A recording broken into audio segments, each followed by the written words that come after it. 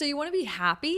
That's so easy. I'm so glad you asked. All you have to do is wake up at 5 a.m., meditate for 10 minutes, take your prebiotic, probiotic, and postbiotic. Don't forget the postbiotic. Then you have to do an ice bath before sunrise. Make sure you don't touch your phone before the sun is shining. Don't even dream of having coffee 90 minutes after you've woken up. At least 10 minutes for your red light therapy in the morning, and then follow that with your 10-step skincare routine. I hope you've been taking notes. Then all you have to do is make sure you get your adaptogens in, but don't eat any food. You can't eat food. You got to intermittent fast until, at least noon. So like I said, it's super simple, not exhausting or ridiculous at all, right? I certainly hope you could sense the sarcasm in that presentation because I actually do think that that is pretty exhausting. But somehow this is what is being sold to us as the path to happiness these days. And happiness has become something that can be bought through consumer goods and practices.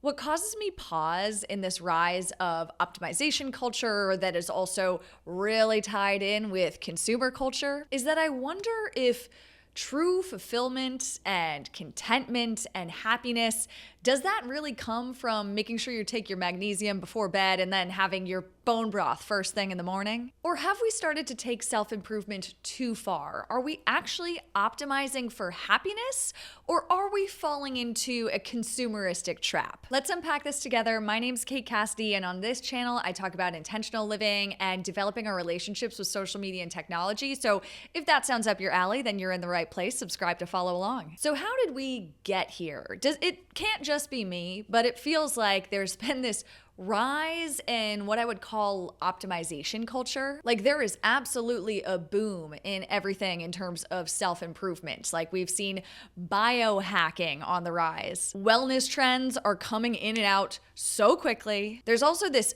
growing obsession with longevity that I'm seeing, at least in my techie circles. And I think a big part of all of this is that social media is proliferating and amplifying these trends. Social platforms that are literally designed to grab your attention and be super engaging, they are all portraying and painting what the perfect life might look like. It might be certain TikTok creators or YouTubers or people on Instagram. These people are all making a living and, monetizing your eyeballs by portraying a very perfected, optimized, and curated version of their lives. And we're seeing this shift, this rise of optimization culture greatly impacting the younger generations more, i.e. those of us who spend more time on the internet and social media because we never lived in a world where we didn't have it. Younger people are drinking less and having more self-discipline and caring more about their, bodies and health and attention, which is all sounds at surface level like a very great thing. But at the same time, we're seeing a rise in anxiety and stress and risk aversion that may be caused by constant comparison to what the perfect contrived life should look like. While there are definitely some benefits to the fact that we're all examining our relationships with alcohol or getting, better about our skincare, that's definitely something that I think has been new for our generation. I think we should also pause and question, is this actually all making our lives better? Or is it just introducing new stresses and new expectations that we're setting for ourselves? And who is actually behind the scenes setting these standards? Is it actually corporate companies? These are the type of things that we should really question in the rise of these trends. In this modern pursuit of perfection and self-improvement, there are a lot of consumer trends that are also in parallel with this movement. Companies have started to absolutely capitalize on this obsession with self-improvement, from things like wellness supplements or really expensive skincare or other longevity products. These businesses have started to maximize their profit by tapping into our innate human nature to have social comparison against each other, which has become more and more widespread of a problem due to the amount of time we all are spending on social media and the internet, these places that are ripe for comparing ourselves to the most perfected and curated versions of other people's lives. There's also the whole debacle of influencer culture, where companies may be pairing with people without fully disclosing to the public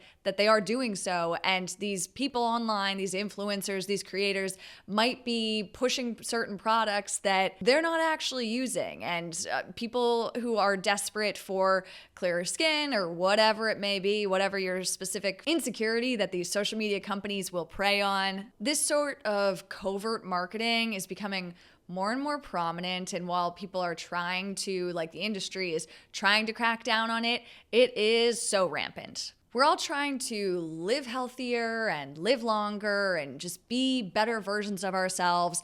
But at the same time, it is coming to the detriment of our wallets. There is more and more pressure to buy more and do more and follow these certain routines and make sure you have all the products. Like, there is just this insane consumer-driven undertone to it all. You can see it in like the supplement industry having taken off. I know I personally went down a big supplement rabbit hole a couple years ago. I had so many supplements in my cabinets that people were like, what are these for? And I was like, I don't know. I just want to make sure that I'm being healthy. And I think that I need to have vitamin C and magnesium. And like, literally, I swear to God, you guys, I had every single supplement that you could have. So much so that like some of my supplements were actually the exact same or like had the same ingredients as other ones, but I just hadn't realized it. I thought I needed to have everything to make sure I was living my most, perfectly optimized self and was just being as good to my body as I could be. And then I talked to my doctor about it, of course, and they were like, why are you taking that many? You actually need to cut back. Stick to the daily multivitamin, honestly. So I am certainly not immune to this, even with the way that I do try and be very conscious and intentional about what I'm consuming on the internet. I have been through it myself. There's also been the rise of marketing anti-aging products to younger and younger people. Like, we see 20-year-olds now thinking they need to get on retinol immediately just to ensure that they never have any fine lines on their face. I know that I was personally, I think 23 when I first walked into a place to get Botox. I had heard like it was just being marketed to me. I was on TikTok and Instagram at the time.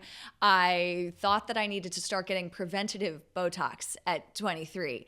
And I am so happy that that saleswoman was like, turn around, get out of here. You do not need to be here.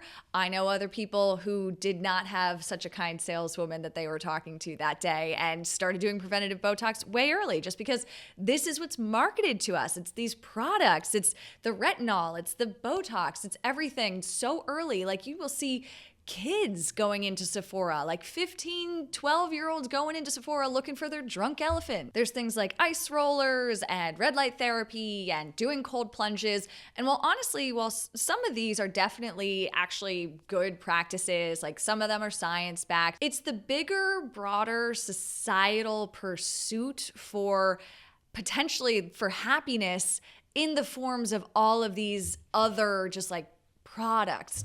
Like, is this all actually self-care, or is this just a way for companies to get us to buy their product and spend more of our money? Every part of our lives now feels like it's being commoditized. Our attention is being commoditized and capitalized on and profited through by then having like marketers use the literal time we are spending on social media apps and the internet to then push products that we can consume and, commoditizing our own personal insecurities or our desire for self-improvement or our issues with social comparison. To me, it feels like there are so many interweaving and intermingling social issues here and cultural movements that all deserve a little bit more thought and critique and questioning than we have been giving it in the past. With all of this self-optimization has also come a rise in individualism, risk aversion, and anxiety. People are becoming more individualistic. Things are less about community and more so about how can I perfect myself and how I move through the world. And it's very much more of a narrow scope of focus and just self-survival. While it might start from an innocent place of wanting to feel like you're doing something to improve yourself, this over-optimization can make people more anxious in the end, not less. We're constantly trying to control everything, our appearance, our health, longevity, and we'll stress if we don't have the perfect skincare routine. I sometimes worry when I go on these rambles that I sound a little holier than thou, but I am so squarely in this with you guys. Like I said, I went in for Botox. I have a multi-step skincare routine. I have my little Omni-Lux LED red light therapy mask. I have these issues too. So they're different. I'm not so focused on the stuff, but when it comes to the appearance stuff, I'm absolutely in it with you guys. I'm trying to be more conscious about it. I'm trying to be more intentional, but the anxiety and stress, it's so all around us and ubiquitous at all times that it's hard to escape. This is why I really value not being on social media. I think it's just one less place for me to be influenced by these companies that are trying to get me to buy products. There's this big irony that we're all trying to hack our lives to be happier and more healthy and this self-improved, self-actualized versions of ourselves. But in doing this, we're actually becoming more lonely and more isolated than we ever have been. We also need to talk about how a byproduct for this constant pursuit of perfection is a rise in risk aversion and fear of failure. Us younger generations are more risk averse than ever and are avoiding things that previous generations used to embrace. We're drinking less and we're partying less, and while of course that may be a good thing for some reasons, we're also socializing less and having less sex. We're dating less and having a harder time forming lasting connections with people. We're also taking fewer career risks. And while not all of that is because we're not drinking anymore, I do think that there is a certain level of social connectedness that you can get from going out to a bar. And that raises the point of needing more third spaces that aren't as drinking centric. But all of that, to get to that point, we're going to need to build it back more intentionally. There's this paralysis of perfection that's happening and becoming more commonplace. By fearing not wanting to do the wrong thing, we're all just not even doing anything. We don't want to make the wrong decision, so we instead make no decision. Or we're letting wanting to be perfect getting in the way of being good and just getting started. I've heard this rhetoric personally from so many of my peers, whether it's in the career, not wanting to take the wrong career path or mistake. So they'll instead just try and find the perfect thing to do. But in waiting for whatever that perfect thing is, they're actually not even trying other things to figure out what might make sense for them. I've also had a lot of people around me avoid relationships because they don't feel like they're at this perfect optimized version of themselves yet. They don't have their finances fully in order, or they want to work on their mental health first. And of course there's some grains of truth to it, wanting to come to a relationship as a good version of yourself. You're never going to be this fully perfected version of yourself to then show up fully in a relationship and be with someone else. It's we're always flawed. That's what a relationship is these two flawed people who come together and decide to build something together. When we try to control every aspect of our lives, these things that are uncertain or unfamiliar become really fear-inducing. But the reality is, life is inherently messy, and that's when some of the best parts of life come out. The best experiences come from the imperfections.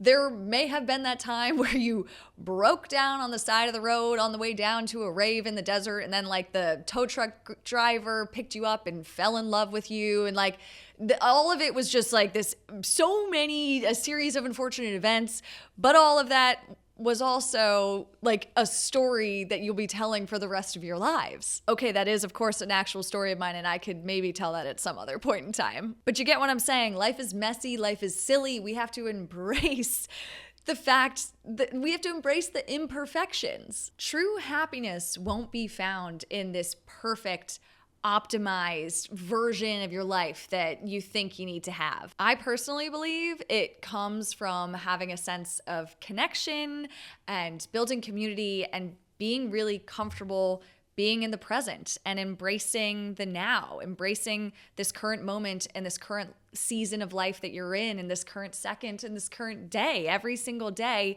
is a gift. I think we all need to push back on this pressure that we are constantly getting sold to hack our lives and just recognize that this is inherently a very consumer driven trend or movement that's happening that companies are benefiting from. The social media companies, the companies that are selling the products, all of them are just trying to capitalize on our pursuit of self-improvement and squeeze us for all the money we've got. It kind of sucks to think about, but I think that there is some truth to that.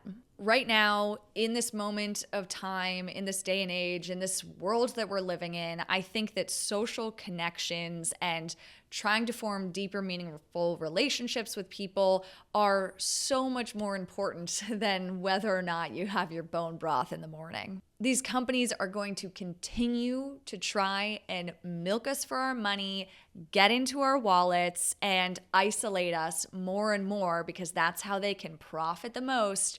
But as long as we're conscious and intentional, then I think that we all can try and push back together. Instead of constantly trying to optimize our lives, I think we need to step back and zoom out and wonder if we're just overcomplicating happiness. I think we need to do a better job of sitting with ourselves, tapping into our intuition and trying to understand on a personal level, where does my own personal happiness and contentment and fulfillment come from? What actually makes me feel good in life? And these are really big, hard, lofty, tough questions, but I would love to know how you feel about the self-improvement industry. Do you think there's some sort of sketchy practices happening? Let me know in the comments down below. Would love to have a discussion with you guys. Thank you to Artemis, Kareen, and Emily for subscribing to my newsletter. Thanks so much for tuning in. We'll talk again soon. Bye.